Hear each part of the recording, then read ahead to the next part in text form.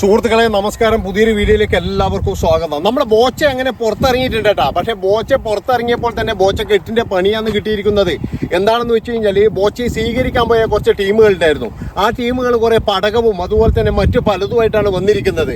അതായത് ഒരു ജയിലിന്റെ മുന്നിൽ പോയിട്ടാണ് ഇമാതിരി കോപ്രായം കാണിക്കുന്നത്. അതും ബോച്ചന്റെ ടീമാണ് എന്ന് അവകാശപ്പെട്ടുകൊണ്ട്. പക്ഷെ ഒരു കാര്യം പറഞ്ഞിട്ടാ, ബോച്ച പറഞ്ഞു ഇതൊന്നും എൻ്റെ ആൾക്കാരല്ല, എനിക്ക് ഇവരൊന്നും അറിയില്ല, അതാ ഇവരൊന്നും എനിക്ക് ഞാൻ വിളിച്ചിട്ട് വന്നതും കൂടിയല്ല എന്ന് പറഞ്ഞപ്പോഴും ശരിക്കും നമ്മുടെ എന്താ പറയേണ്ടത്, കുറച്ച് വേട്ടാവളിയന്മാർ അങ്ങനെ അവിടെ ഓടി രക്ഷപ്പെട്ടു എന്നുള്ളതാണ്. അപ്പോൾ ഞാൻ പറഞ്ഞു വരുന്നത് എന്താണെന്ന് വെച്ച് കഴിഞ്ഞാൽ, ഈ ബോച്ചയൊക്കെ ഭയങ്കര ജനസമ്മതിയാണ്. നമ്മൾ വിചാരിക്കുന്ന പോലെയൊന്നുമില്ല. അതായത് എന്താണെന്ന് വെച്ച് കഴിഞ്ഞാൽ, ബോച്ച എന്ത് സാഹചര്യത്തിലാണ് ജയിലിലേക്ക് പോയത്? ഒരു സ്ത്രീയെ പിന്നെ ഒരു പേര് വിളിക്കുന്നു, അതുപോലെ തന്നെ ദ്വയാർത്ഥ പ്രയോഗങ്ങൾ നടത്തുന്നു എന്നുള്ള കേസിൽ തന്നെയാണ്. പക്ഷെ അതിൽ ബോച്ചയൊക്കെ നല്ല രീതിയിൽ സ്കോർ ചെയ്യാൻ കഴിഞ്ഞിട്ടുണ്ട്. എന്താണെന്ന് വെച്ച് കഴിഞ്ഞാൽ, അതായത് ബോച്ചയെ പെടുത്തുന്നതിന് മുമ്പ് മറ്റു പലരെയും പെടുത്തേണ്ടതല്ലേ, മറ്റു പലരും വെളിയിലിറങ്ങി നടക്കുന്നില്ലേ എന്നൊക്കെ പറഞ്ഞ് ജനങ്ങളുടെ മനസ്സിൽ ഒരു പ്രത്യേക തരത്തിലുള്ള ഒരു പ്രതിഷേധം വന്നിരുന്നു. അതാണ് ബോച്ചയ്ക്ക് ഇത്രയും ജനസമ്മതി കിട്ടിയത് എന്നാണ് എനിക്ക് തോന്നുന്നത്. പിന്നെ ഈ ഒരു അവസരം മുതലാക്കിയിട്ട് നമ്മുടെ നേതാവ് ബോച്ചയെ ആക്കണം എന്ന് വിചാരിച്ച് നടക്കുന്ന ഈ മെൻസ് അസോസിയേഷൻ എന്ന് പറയുന്ന ഒരു ടീമുകൾ നമുക്കെല്ലാവർക്കും അറിയാം. അതായത് അജിത്ത് എന്നുങ്ങാണ്ട് മറ്റേ ഒരാളാണ് അതിൻ്റെ ഒരാൾ. അതായത് മെൻസുകൾക്ക്, ആണുങ്ങൾക്കും ഒരു ഇത് സംരക്ഷണം വേണം, സ്ത്രീകൾക്ക് മാത്രം പോരാ സംരക്ഷണം എന്നൊക്കെ പറഞ്ഞിട്ട് ഇവനിങ്ങനെ എന്ന് പറഞ്ഞു കഴിഞ്ഞാൽ, ഇപ്പോൾ ആരെങ്കിലും പീഡന കേസിലോ എന്തിനെങ്കിലും പെട്ട് കഴിഞ്ഞാൽ അവർ പുറത്തിറങ്ങുമ്പോൾ പൂച്ചണ്ടോ മാലയൊക്കെ കൊണ്ടുപോയിട്ട് ഇങ്ങനെ ഇട്ട് കൊടുക്കില്ല അവൻ്റെ പണി എന്ന് പറഞ്ഞു കഴിഞ്ഞാൽ. അവനും കുറച്ച് ആൾക്കാർ വേറെയുണ്ട്. അപ്പോൾ ആ ടീമുകളാണ് ഇന്ന് ബോച്ച ഇറങ്ങുമ്പോൾ അവിടെ ഒരു നാടകം കളിക്കാൻ നോക്കിയത്. എന്തോ ഭാഗ്യത്തിന് എന്ന് പറഞ്ഞാൽ ബോച്ച ഇറങ്ങിയത് കുറച്ച് നേരത്തെ ആയിപ്പോയി. അവന്മാരുടെ ട്രാഫിക് ബ്ലോക്കിലെങ്ങാറ്റം പെട്ടിട്ട് കുറച്ച് നേരം വൈകിയത് കൊണ്ട് മാത്രം ബോച്ച രക്ഷപ്പെട്ടാണ്. ഇല്ലെങ്കിലില്ലേ ബോച്ച ആ ഇറങ്ങിയ നിമിഷം തന്നെ വീണ്ടും ജയിലിലേക്ക് തന്നെ കയറിപ്പോണ്ടി വരും. അങ്ങനെ തന്നെ ഇതാണ്. കാരണം എന്താണെന്ന് വെച്ച് കഴിഞ്ഞാൽ, നമ്മൾ ഈ നിയമത്തോട് എന്ന് പറയുന്നത് നമ്മൾ കളിക്കുമ്പോൾ വളരെ സൂക്ഷിക്കണം. അതായത് നമ്മുടെ ഓരോ പൗരനും നിയമം അതൊരു സംരക്ഷണം തന്നെയാണ്. നമ്മുടെ രാഷ്ട്രീയ നേതാക്കളായാലും നമ്മളെ മുഖ്യമന്ത്രിയായാലും വരെ ഈ നിയമത്തിന് മുന്നിൽ എല്ലാവരും തുല്യരാണ് എന്നുള്ളതാണ്. അവിടെ ബോച്ചയോ അല്ലെങ്കിൽ മറ്റുള്ളവരോ പണക്കാരനോ സ്വർണ്ണോ ഇതൊന്നുമില്ല അവിടെ. അപ്പോൾ ബോച്ച അവിടെ കാണിച്ചു കൂട്ടി എന്താണെന്ന് വെച്ച് കഴിഞ്ഞാൽ, എൻ്റെ കൂടെ കിടന്ന കുറച്ച് തടവുകാരുണ്ട്, അവർക്ക് കുറച്ച് പൈസ കൊടുത്തിട്ട് അവരെല്ലാം ഇറക്കണം, നിസാര കേസുകളിൽ പെട്ടവരാണ്. അതിൽ ബോച്ച ഒരു ഉദാഹരണം പറഞ്ഞത് എന്താണെന്ന് വെച്ച് കഴിഞ്ഞാൽ, ഹോട്ടലിൽ ബില്ല് കൊടുക്കാണ്ട് ഓടിയവൻ വരെ ആ കൂട്ടത്തിലുണ്ട് എന്ന്. അവനൊക്കെ എന്തിനാണോ ബോച്ച പുറത്തിറക്കുന്നത്? അതായത് ഹോട്ടലിൽ ഭക്ഷണം കഴിച്ചിട്ട്, നിങ്ങൾക്ക് വിശക്കുന്നുണ്ടെങ്കിൽ ഭക്ഷണം കഴിച്ചിട്ട് മാന്യമായിട്ട് പറയാ എൻ്റെ കയ്യിൽ പൈസ ഇല്ലാന്ന്. അല്ലാതെ അവിടുന്ന് ഓടിയ അവന് പിന്നെ റിമാൻഡ് കാലാവധി കഴിഞ്ഞിട്ട് പിന്നെ പിഴ അടക്കാൻ വേണ്ടി പൈസ ഇല്ലാത്തതുകൊണ്ട് അവൻ അതിൻ്റെ ഉള്ളിൽ തന്നെ കിടക്കുന്നത്, അവനെ എങ്ങനെയെങ്കിലും രക്ഷപ്പെടുത്തി കൊണ്ടുവരണം എന്ന് ബോച്ച പറയുമ്പോഴേ അതൊന്നും ഒരിക്കലും നമുക്ക് ന്യായീകരിക്കാൻ കഴിയില്ല. അതായത് ചിലപ്പോഴെന്ന് പറഞ്ഞാൽ വീട്ടിൽ നിന്ന് ഭാര്യനെ തല്ലുവാനും ഈ കൂട്ടത്തിലുണ്ടാവും, അവനും ജാമ്യം കിട്ടിയിട്ടുണ്ടാവും. പക്ഷേ പൈസ കെട്ടിവെക്കാനില്ലാത്തതുകൊണ്ട് അവനിപ്പോൾ റിമാൻഡ് തടവുകാരനായിട്ട് അവിടെ കഴിയുന്നുണ്ടാവും. അയാളെയൊക്കെ ബോച്ച പറയുന്നത് ഞാൻ രക്ഷപ്പെടുത്തുകയാണ്, ഞാൻ രക്ഷപ്പെടുത്താൻ വേണ്ടി തയ്യാറാണെന്ന് പറഞ്ഞു കഴിഞ്ഞാൽ എന്തായിരിക്കും സ്ഥിതി? പറഞ്ഞു വരുന്നത് എന്താണെന്ന് വെച്ച് കഴിഞ്ഞാൽ, ഈ ബോച്ച ഇറങ്ങുന്നതിന് മുമ്പ് കുറച്ച് ഷോയൊക്കെ കാണിക്കാൻ നോക്കിയിരുന്നു. അതൊരിക്കലും നമുക്ക് അംഗീകരിക്കാൻ കഴിയില്ല. ഞാൻ പറഞ്ഞല്ലോ, നിയമം എന്ന് പറഞ്ഞു കഴിഞ്ഞാൽ എല്ലാവർക്കും ഒരുപോലെയാണ്. നിയമത്തിന്റെ സംരക്ഷണത്തിലാണ് നമ്മളൊക്കെ ഇങ്ങനെ നടക്കുന്നതും നിൽക്കുന്നതും. നമ്മുടെ രാജ്യം എന്ന് പറഞ്ഞാൽ നിയമത്തിന്റെ ആ ഒരു സംരക്ഷണമാണ്. പിന്നെ ചില ആൾക്കാർ പറയുന്ന പോലെ ഇഷ്ടപ്പെടാത്ത ആൾക്കാരുണ്ട്. നിയമമായി ഇങ്ങനെയാണ്, മറ്റവൻ ഇങ്ങനെയാണെന്നൊക്കെ പറയുന്ന ആൾക്കാരുണ്ട്. അതൊന്നും പറഞ്ഞിട്ട് കാര്യമില്ല. ഈ നിയമം ഇല്ലെങ്കിലും നമ്മുടെ നാട് എന്തും കൊള്ളുമോ? അതായത് വേറെ രാജ്യത്തൊക്കെയുള്ള കാര്യങ്ങൾ നിങ്ങൾ കാണുന്നില്ലേ? അപ്പോൾ ബോച്ചയായാലും ശരി, ആരായാലും ശരി, നിയമം, കോടതി എന്ന് പറയുന്ന ഒരു ഇത് പറഞ്ഞു കഴിഞ്ഞാൽ പറഞ്ഞത് തന്നെയാണ്. അല്ലാതെ അതിനെ കയറിയിട്ട് ചൊറിയാൻ നിൽക്കരുത്. ബോച്ച ചൊറിയാൻ വേണ്ടി ശ്രമിച്ചു, പക്ഷേ ബോച്ചയ്ക്ക് നല്ല രീതിയിൽ കൊടുക്കുകയും ചെയ്തു. അവസാനം ബോച്ചയുടെ അഭിഭാഷകൻ പോയിട്ട് മാപ്പ് വരെ പറയേണ്ടി വന്നു. കാരണം എന്താണെന്ന് വെച്ച് കഴിഞ്ഞാൽ, ജാമ്യം കൊടുത്ത ഒരു പ്രതിയുടെ അഭിഭാഷകനെ കോടതി വിളിപ്പിക്കുക എന്ന് പറഞ്ഞു കഴിഞ്ഞാൽ അതൊരു വലിയ കേസാണ്. പക്ഷേ ഈ പണച്ചാക്കിൻ്റെ മുകളിൽ കിടന്ന ബോച്ചയ്ക്ക് ഇതൊന്നും മനസ്സിലാവില്ല. കാരണം കോടിക്കണക്കിന് രൂപയുടെ ആസ്തികളെ ബോച്ചയ്ക്ക് എന്ത് നിയമം എന്നുള്ള വിധത്തിലാണ് അയാളുടെ ഒരു തോന്നിവാസം എന്ന് പറഞ്ഞു കഴിഞ്ഞാൽ. ഏതായാലും ഇനി അയാൾ ജീവിതത്തിൽ ഇതുപോലെ ദ്വയാർത്ഥം പറയാനോ, അല്ലെങ്കിൽ എനിക്ക് തോന്നുന്നില്ല ഇനി ഇങ്ങനെ പൊതുവായിട്ടുള്ള ചടങ്ങിൽ വന്നിട്ട് ഒരു കാര്യവും അയാൾ പറയുമെന്ന് എനിക്ക് തോന്നുന്നില്ല. അത്രമാത്രം അയാൾ ഭയന്നിട്ടുണ്ട്. അതായത് നിയമത്തിൻ്റെ മുന്നിൽ പൈസക്ക് ഒരു വിലയുമില്ല എന്ന് അയാൾ ഈ ഒരു 6 ദിവസം കൊണ്ട് അയാൾ മനസ്സിലാക്കി. കാരണം അയാളെ പണം മുഴുവൻ എടുത്ത് ഉപയോഗിച്ച് കഴിഞ്ഞാലും അയാൾക്ക് ആ ജയിലിൽ നിന്നും പുറത്തു വരാൻ കഴിയില്ല എന്ന് അയാൾക്ക് കൃത്യമായിട്ട് മനസ്സിലായി.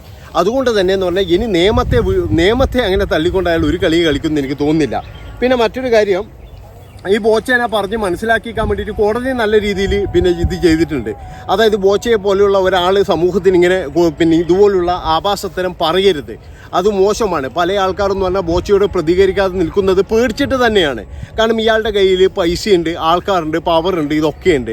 അപ്പോൾ എന്തെങ്കിലും പറഞ്ഞു കഴിഞ്ഞാൽ അത് നമ്മളെ ബാധിക്കുമോ എന്നുള്ളൊരു പേടിയുള്ളത് കൊണ്ട് മാത്രമാണ് പല ആൾക്കാരെന്ന് പറഞ്ഞാൽ മിണ്ടാതിരിക്കുന്നത്. അതുകൊണ്ട് അതൊരു വലിയൊരു സൗകര്യമാണെന്ന് ബോച്ച ഒരിക്കലും കരുതരുത് എന്നാണ് എനിക്ക് പറയാനുള്ളത്. ഈ അതിലൊക്കെ കാണുമ്പോൾ എനിക്ക് എന്താ പറയണ്ട ഒരു ഭയങ്കര ഒരു ഇതാട്ടാ, എന്തൊരു രസമാണെന്ന് അറിയാറുണ്ട്. ഈ ഒരു ചെടി കണ്ടാ, ഇത് ഈ ഒരു ചെടിയിലൊരു കായ വരുന്നുണ്ട്. ഇതല്ല ഈ കായ നമ്മൾ മറ്റേ ഈ മാലയൊക്കെ കോർക്കാൻ വേണ്ടിയിട്ട് ഈ കായ ഉപയോഗിക്കും. അപ്പോൾ ഈ രുദ്രാക്ഷം പോലെ ആക്കിയിട്ട് ഇതാണ്. ഇതൊക്കെ ഇപ്പം ഇത് പ്രത്യേകം മണക്കുണ്ട് കേട്ടാ, നല്ല അടിപൊളി മണ്ണാണ് നടന്നത്. ഒരു നൊസ്റ്റാൾജിൻ്റെ അത്. അപ്പോൾ നമുക്ക് ഏതായാലും നൊസ്റ്റാൾജിയ പിന്നെ പറയാം, ഇപ്പം ബോച്ചേൻ്റെ കാര്യം തന്നെ പറയാം. അപ്പോൾ എന്തൊക്കെ ആയിക്കഴിഞ്ഞാൽ ഇപ്പോൾ ബോച്ചെ നല്ല ഒരു മനുഷ്യനാകുമെന്നാണ് എനിക്ക് തോന്നുന്നത്. അയാൾ ഒരുപാട് ചാരിറ്റിയും കാര്യങ്ങളൊക്കെ ചെയ്യുന്നുണ്ടെന്ന് അയാൾ പറയുന്നത്. എനിക്ക് അത് അത്ര വലിയ അഭിപ്രായമൊന്നും എനിക്കില്ല. അയാൾ ചെയ്യുന്ന ചാരിറ്റി എന്ന് പറഞ്ഞാൽ അയാളുടെ പരസ്യത്തിന് വേണ്ടി തന്നെയാണ്. അപ്പോൾ ബോച്ചയ്ക്ക് എന്താ പറയണ്ടത്, ഒരുപാട് സ്ത്രീകളും കുട്ടികളൊക്കെ ഇന്നലെ പിന്തുണ പ്രഖ്യാപിച്ച് വന്നിരുന്നു. അതിൽ ചില ആൾക്കാർ പറയുന്ന കാര്യമുണ്ട്, എനിക്ക് ചോറ് തരുന്നത് ബോച്ചയാണ്, എനിക്ക് ചോറ് തന്നത് ബോച്ചയാണ് എന്നൊക്കെ പറയുന്ന ആൾക്കാരുണ്ട്. ബാങ്കാന്ന് കേട്ടോ, അതുകൊണ്ട് നമുക്ക് കുറച്ച് കഴിഞ്ഞിട്ട് സംസാരിക്കാം.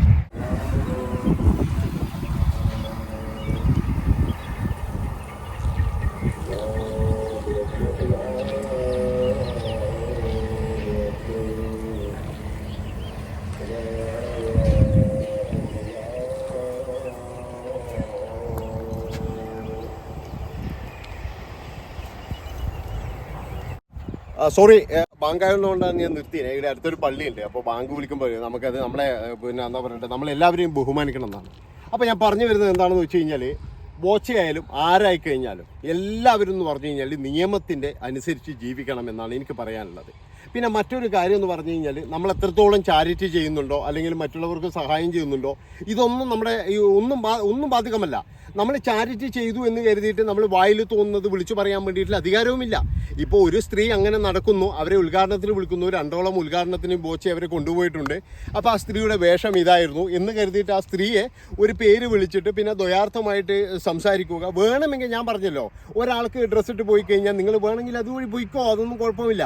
പക്ഷെ ഒരു കാരണവശാലും അതിനെ കമൻറ്റ് പറയുകയോ അല്ലെങ്കിൽ നന്നായിട്ടുണ്ട് എന്ന് പറയുകയോ നല്ല സുന്ദരിയാണെന്ന് പറയുകയോ ഇതൊന്നും പറയാൻ പാടില്ല. ഇതൊക്കെ പറഞ്ഞു കഴിഞ്ഞാൽ പെടും എന്നുള്ള കാര്യത്തിൽ യാതൊരു സംശയവും വേണ്ട. പിന്നെ പെടും എന്നുള്ള കാര്യത്തിൽ യാതൊരു സംശയവും വേണ്ട. അതുകൊണ്ട് ബോച്ചയായാലും ശരി ആരായാലും ശരി നമ്മൾ നിയമം അനുസരിച്ച് തന്നെ ജീവിക്കണം. പിന്നെ എനിക്ക് സ്ത്രീകളോട് പറയാനുള്ളത് കുറച്ചും കൂടി, അതായത് ഇനി എന്ത് കാര്യത്തിനായി കഴിഞ്ഞാലും ഇതിനായി കഴിഞ്ഞാലും നമ്മൾ പോകുമ്പോഴൊക്കെ എന്ന് പറഞ്ഞു കഴിഞ്ഞാൽ എന്താ പറയണ്ടത്, ഈ സിനിമാ താരങ്ങൾ എന്ന് പറഞ്ഞാൽ നിങ്ങൾ ഒരു സ്വകാര്യ ഫംഗ്ഷന് പോകുമ്പോൾ നിങ്ങൾ ഏത് ഡ്രസ്സ് ഇട്ട് കഴിഞ്ഞാലും കുഴപ്പമില്ല. പക്ഷേ നിങ്ങളൊരു പൊതുവായിട്ടുള്ള ഒരു ഫംഗ്ഷന് വരുമ്പോഴേ ഒരു എന്താ പറയുക, നമ്മൾ സാധാരണ എല്ലാവരും ഇടുന്ന ഡ്രസ്സ് ഉണ്ടല്ലോ, അതായത് നമ്മുടെ നാടിനൊരു പ്രത്യേകതയുണ്ട്. നമ്മൾ യൂറോപ്പിലോ അല്ലെങ്കിൽ എന്താ പറയേണ്ടത് മറ്റേ വേറെ ഒരു സ്ഥലത്തോ ഒന്നുമല്ല, നമ്മൾ ബോംബെയിലോ ഒന്നുമല്ല നമ്മൾ ജീവിക്കുന്നത്. ഇപ്പോൾ ബാംഗ്ലൂർ പോയിട്ട് നിങ്ങൾക്ക് വേണമെങ്കിൽ എന്ന് പറഞ്ഞാൽ പബ്ബിലൊക്കെ പോകുമ്പോൾ ആർക്ക് വേണമെങ്കിലും എന്തൊരു ഡ്രസ്സും ഇടാം, അവിടെ ആരും ചോദിക്കത്തൊന്നുമില്ല. പക്ഷെ നമ്മുടെ നാട്ടിൽ സദാചാരക്കാരുണ്ട് എന്നല്ല, നമ്മുടെ നാട്ടിലെന്ന് പറഞ്ഞു കഴിഞ്ഞാൽ അതായത് ഈ പിന്നെന്താ പറയേണ്ടത് ഏറ്റവും കൂടുതൽ എന്ന് പറഞ്ഞാൽ ലൈംഗിക ദാരിദ്ര്യം അനുഭവിക്കുന്നവരെ നമ്മുടെ നാട്ടിലാണ്. അതുകൊണ്ടല്ലേ ഇങ്ങനെയുള്ള ഡ്രസ്സുകളും കാര്യങ്ങളൊക്കെ ഇട്ട് വരുമ്പോഴേ ഇവന്മാരൊക്കെ, അതായത് കുറേ ഞരമ്പ് രോഗികളുണ്ട്. ഈ ഞരമ്പ് രോഗികളൊക്കെ എന്ന് പറഞ്ഞു കഴിഞ്ഞാൽ പിന്നീട് അവരൊക്കെ എന്ന് പറഞ്ഞാൽ പലതരത്തിലും പല ആൾക്കാരെയും എന്ന് പറഞ്ഞാൽ ഉപദ്രവിച്ചിട്ടുണ്ട്.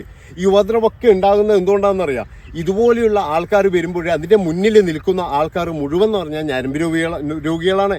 അവന്മാർ ഒരു പക്ഷേ ആരെയും ഒന്നും ചെയ്യാത്തത് എന്തുകൊണ്ടായിരിക്കും എന്നറിയോ, ഈ നിയമത്തിനെ പേടിച്ചിട്ടും അതുപോലെ തന്നെ നാട്ടുകാരെ പേടിച്ചിട്ടും വീട്ടുകാരെ പേടിച്ചിട്ടും മാത്രമാണ്. അവനൊക്കെ ഒരു അവസരം കിട്ടിക്കഴിഞ്ഞാലില്ലേ ഇതെല്ലാം ഇതിനപ്പുറവും ചെയ്യും. അതാണ് ഞാൻ പറയുന്നത്. എല്ലാവരും അതായത് വളരെ മോശമായ ഡ്രസ്സൊക്കെ ഇട്ടിട്ട് ഉദ്ഘാടനത്തിന് വരുന്ന ചില ആൾക്കാരൊക്കെ നമ്മൾ കണ്ടിട്ടുണ്ട്. അതൊക്കെ മാറ്റി വെച്ച് മാന്യമായ ഡ്രസ്സിൽ വരിക. പിന്നെ വേറൊരു കാര്യം ഉണ്ടട്ടാ, ഈ മാന്യമായ ഡ്രസ്സ് എന്ന് പറഞ്ഞാൽ എന്നാ ഉദ്ദേശിക്കുന്നതെന്ന് ചോദ്യം വന്നു കഴിഞ്ഞാൽ ഞാൻ പറയുമായിരുന്നു, നമ്മൾ മലയാളികൾ എങ്ങനെയാണ് നടക്കുന്നത് അതുപോലെ നടക്കുമെന്ന് മാത്രമേ എനിക്ക് പറയാനുള്ളൂ. ഇതൊരു സദാചാരത്തിൻ്റെ വെല്ലുവിളിയോ കാര്യങ്ങളോ ഒന്നുമല്ല. നിങ്ങൾക്ക് ഇഷ്ടമുള്ളത് ഇടാം, നിങ്ങൾക്ക് ഇഷ്ടമുള്ളത് നടക്കാം. പിന്നെ മറ്റൊരു കാര്യം, ഇങ്ങനെയുള്ള ആഭാസത്തരം കാണിക്കുന്ന ജ്വല്ലറി ആയാലും അതുപോലെ തുണിക്കടയായാലും ജനങ്ങൾ ബഹിഷ്കരിക്കണം. അവൻ്റെ ഒന്നും സാധനം മേടിക്കാൻ പോകരുത് എന്നാണ് എനിക്ക് പറയാനുള്ളത്. അതായത് ഇതുപോലെ ഉദ്ഘാടന മാമാങ്കം നടത്തിയിട്ട് കൊട്ടി ആഘോഷിക്കുന്ന ചില ആൾക്കാരുണ്ട്. അവന്മാരെയൊക്കെ കടയിൽ പോയിട്ട് ഒരു മുട്ടുസൂചി പോലും നമ്മൾ വാങ്ങിക്കാൻ പാടില്ല. എന്തിനു വാങ്ങിക്കണം? അവനൊക്കെ എന്ത് സന്ദേശമാണ് തരുന്നത്? അതായത് ചില ആൾക്കാരെ കൊണ്ട് ഉദ്ഘാടനം ചെയ്യിച്ചിട്ട് അവിടെ ഒരു മാമാങ്കം ഉണ്ടാക്കിയിട്ട് അവൻ എന്ത് സന്ദേശമാണ് അവൻ തരുന്നത്? അപ്പോൾ ഇത്ര മാത്രമേ എനിക്ക് പറയാനുള്ളൂ. ഇത്രയും പറഞ്ഞുകൊണ്ട് ഈ ഒരു വീഡിയോ ഇവിടെ വെച്ച് ഞാൻ വൈൻഡപ്പ് ചെയ്യാണ്. ഇഷ്ടപ്പെട്ട് കഴിഞ്ഞാൽ എല്ലാവരും ചാനൽ സബ്സ്ക്രൈബ് ചെയ്ത് കൂടെ കൂടിക്കോ. നന്ദി, നമസ്കാരം.